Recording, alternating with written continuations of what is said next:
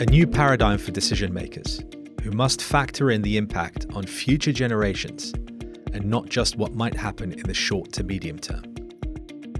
As quality of life and well-being become paramount. You're listening to the Business Extra podcast coming from the National in Abu Dhabi. I'm Mustafa Al-Rawi, Assistant Editor-in-Chief. If you like this show, please do subscribe at Apple Podcasts, Spotify, or wherever you get your audio content. With me down the line in Dubai today is co-host and the National's Future Editor, Kelsey Warner. Hi, Kelsey. Hi, Mustafa. Hello from the Dubai Future Foundation here today.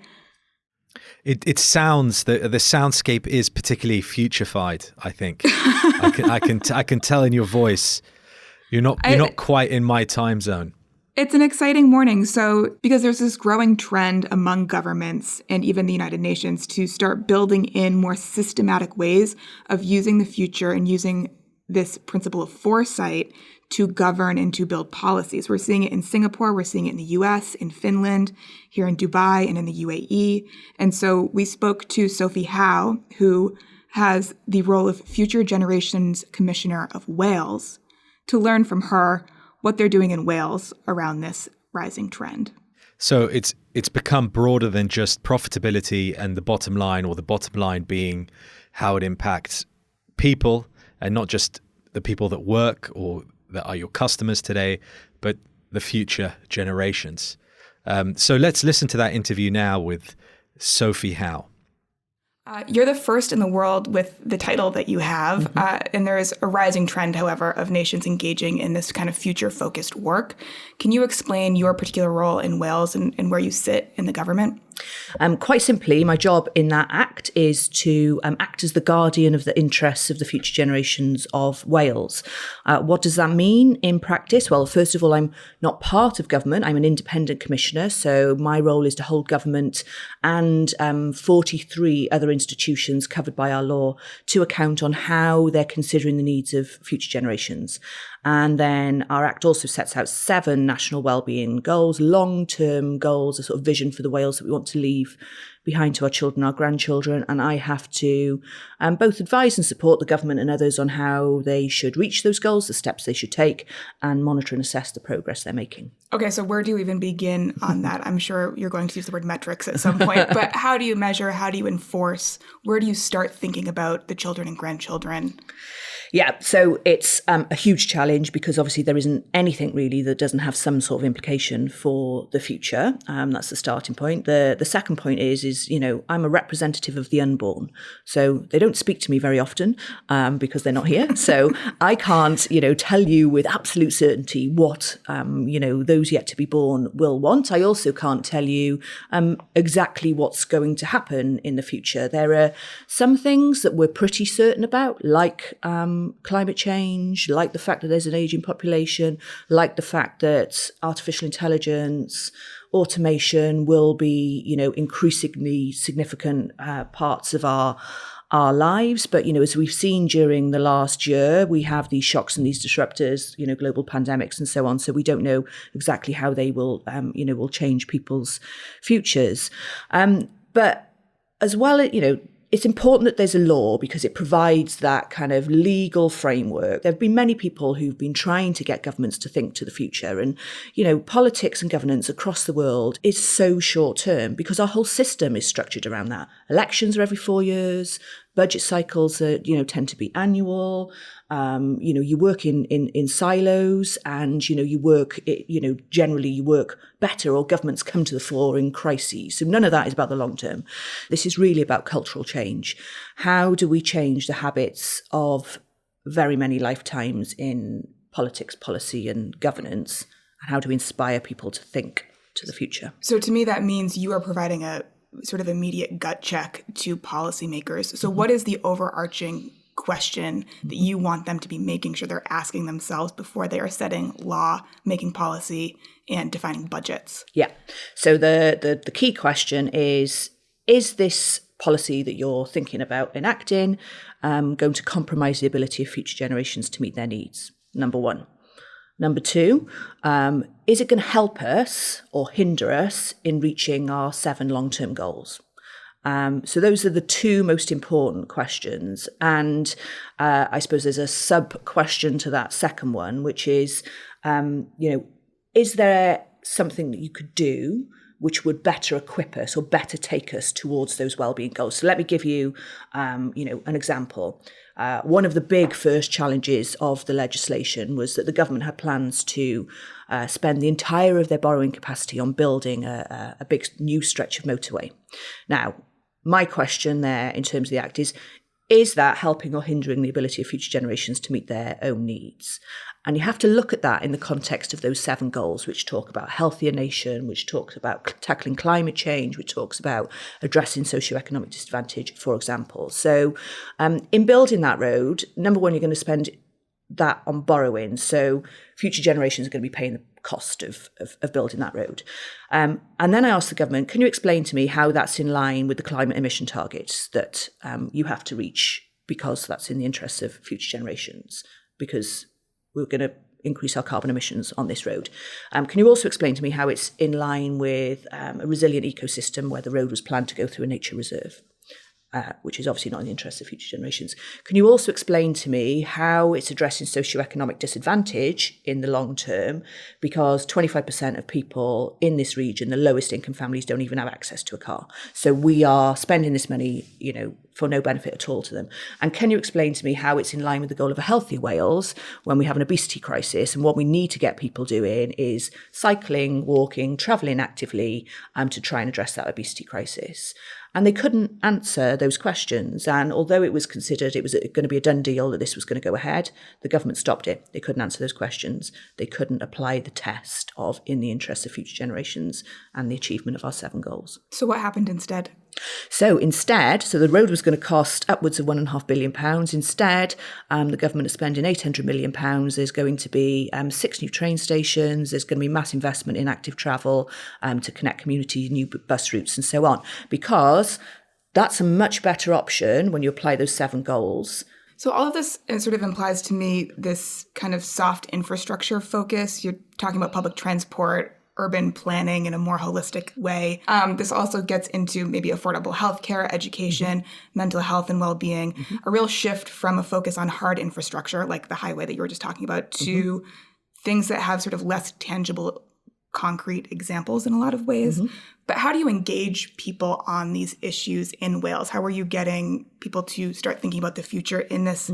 These are sort of soft, tough to imagine things. So how do you get engagement? How do you get people to care about their future? Well, first of all, in developing our legislation, we had a national conversation with the citizens of Wales, and we asked them the question, what's the Wales you want to leave behind to your children and grandchildren? And when we were asking them that kind of big question, rather than should they close this road in my area, or should they build this road in my area, and what implication is that going to have to my commute? Is it going to be shorter or longer, or what have you?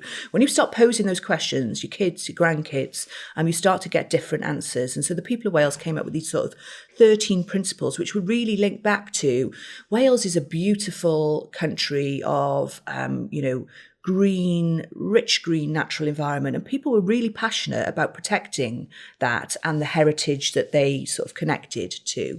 They were really passionate about the sense of community in Wales, and how, sometimes the way in which, and they were articulating, sometimes the way in which we built communities where you can only access them by car, they might not have thought about that, but actually that means you're not chatting to your next door neighbour, and you might not know if your neighbour down the road has not been out for the last week, which was something that you would know in the past when our communities were built and connected in different ways. So, the principles they were coming up with were, very much focused on some of those softer things into the future.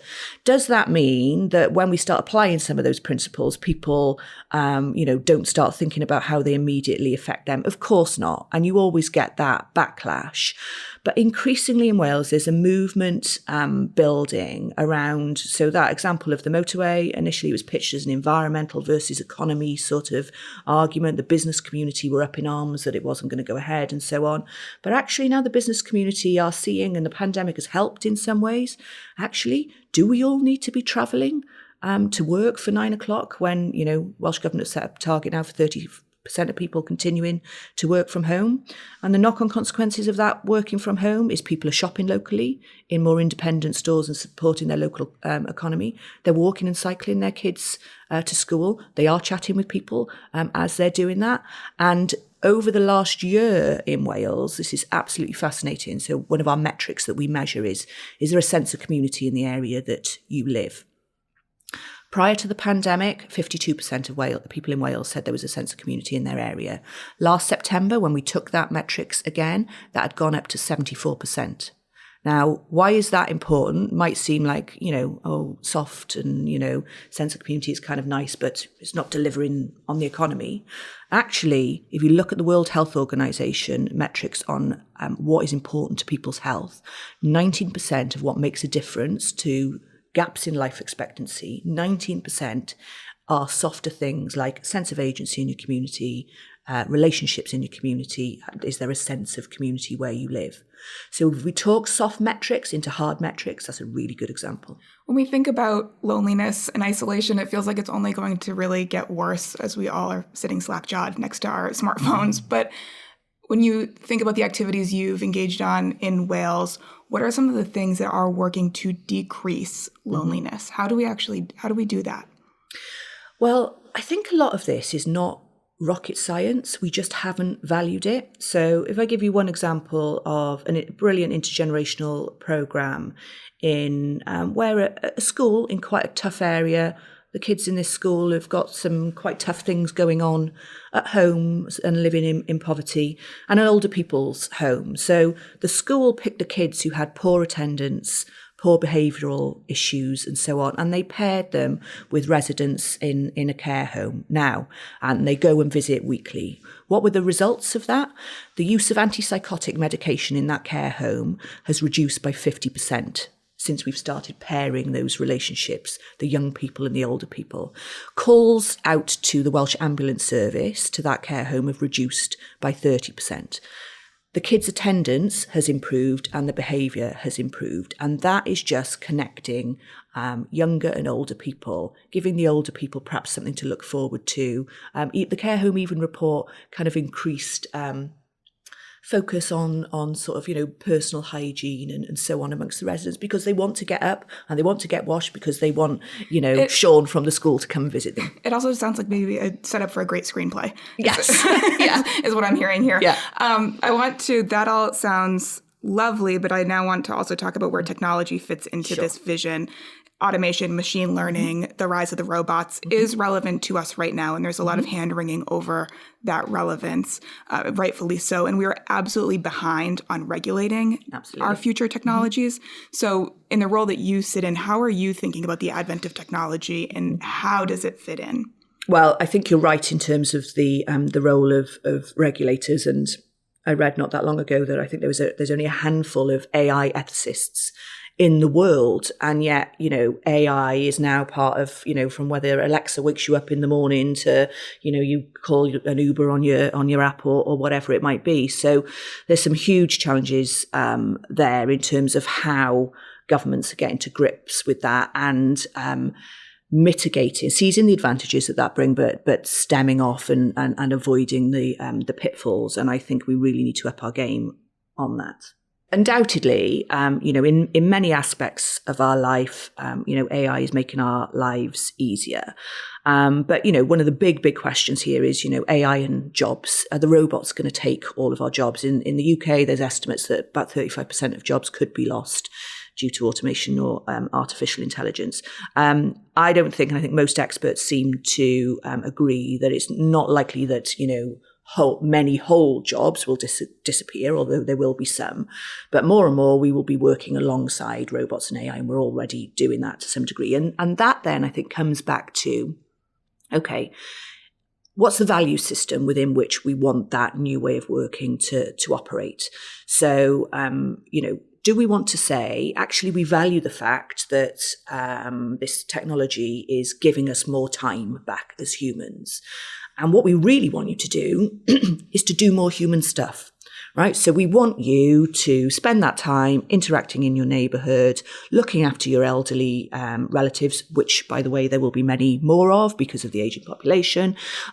We want you to spend that time not having to get in your car to rush to work, to get to work for 9 o'clock or whatever it might be, and instead be able to walk or cycle because that's good for the environment, it's good for your health. So actually our value system is saying, okay, we accept that, AI is going to be a key part of our lives and our working lives, and let's take advantage of that to improve lives for humans. We have to think about that, however, through an equality lens as well. So there's some huge challenges if governments don't get a grip of this, of, particular jobs, being lost to automation, could well be the lower paid jobs where people are already struggling to make ends meet. So there's a whole raft of things which I don't think we're anywhere near properly understanding, let alone planning for. And that's the role of people like me to be highlighting some of these challenges. In a couple of weeks' time, I've got a report coming out which looks at future trends and inequalities. So the impact, who will climate change impact upon, who will AI and automation impact upon, and who will the ageing population impact upon, positively or negatively, in a way that is trying to raise these issues for government to start planning now for any of those implications. I want to think more with you about climate change. We were woefully unprepared for the pandemic, despite for decades that being, on the top of many risks lists. With climate change, we have the stark warnings. We know we are somewhat too late. So now it is time to adapt and scale. What is going on in Wales on this front? I mean, sustainability, buzzword, but What are some of the things that Wales is doing to adapt and prepare? So Wales was the first government in the UK to declare a climate emergency. I think, like many other governments, however, we're, all of us have been sort of, late to this, although Wales has got quite a proud history in a number of areas. So we are third in the world for our rates of recycling. We're sort of knocking about 70% of waste being recycled. And actually, our new Beyond Recycling strategy is called Beyond Recycling for a reason, because we recognise that actually what we need to do is to reduce our consumption rather than just recycle the things that we've used too much. And it's also making the connections between things like, we were talking loneliness and isolation before. How do you connect waste and reducing and recycling to loneliness and isolation? There is a connection. So in Wales, some of the initiatives that we're putting in place to reduce our waste are through things like the Library of Things. So how do you, in a community, that you're sharing things like lawn mowers, like paint strippers, like, hedge strimmers, all of those sorts of things. And in the way that you do that, those sorts of things, repair cafes increasingly popping up in Wales. So you don't chuck away the stuff that doesn't work anymore. You go to a cafe, you interact with people, you have conversations whilst you're getting your whatever repaired. So those two things are kind of connected, and this, that I think in itself is quite interesting. So more broadly on climate change, back to the conversation about roads, our government has just announced a moratorium on road building, but almost every road scheme that even if they've been approved have been paused and now will be re-evaluated in light of our climate emissions targets and in light of the Future Generations Act goals. We're doing a whole range of things around obligations on our public services to be carbon neutral by 2030. We are we're planting a national forest to sequester carbon and to restore nature and biodiversity. And one of the things that I'm really pushing the government to do at the moment is to establish a national nature service to provide eco-literate jobs to people in Wales, particularly young people, which will also develop the skills that we need to restore nature in Wales and to help to meet our climate change targets. Wales is a population of about 3 million people. So when we think about replicating your efforts elsewhere on the scale that you have done, so that's about a third of the population of the UAE, a very small percentage of the population of the US, for example. So when you think about replicating, what would you advise? Is there population levels that are optimized for scaling your efforts? What are your thoughts on this? So I think that, Wales has a particular set of circumstances. There's a kind of, a bit of a joke amongst Wales, everyone knows everyone, and sometimes it's easier to get things done. Access to people like me and to our government is much easier, and so on, if you've got a good idea or what have you. But I think, so, small is beautiful, and so it's easier to try new things. But also, if you can make something work within a population of 3 million, then I do think it has the ability to scale. But I think we should also remember that there's a world-renowned economist called Jeffrey Sachs. He was an advisor to Obama and to the last number of UN Secretary Generals, and he says if you want to see where the good things are happening, look to the small countries. And, I think that, increasingly it is the actions that are happening on a city level, on a state level, on a small nation level that are the really exciting things and that others can learn from. So if every, city or state in the US adopted these sorts of principles, that would add up to some really significant change, overall in the US. If, the size of government in the UAE, 3 times the size of Wales, adopted these sorts of principles, that could make a significant difference in terms of what the rest of the region here is doing. So we all have this obligation, don't we, to be good ancestors, to leave the world better than we found it. We need governance structures to enable us to do that, and we need to learn from the places where those things are happening and see how we can deploy them in our own circumstances. Sophie Howe, good to talk to you. Lovely to be with you. That was Sophie Howe, the Future Generations Commissioner for Wales, talking to Kelsey. Kelsey, thanks so much for being with us. Thank you. All that remains to thank our production team, Arthur Edison and Aisha Khan, and you all for listening. Do join us again next time.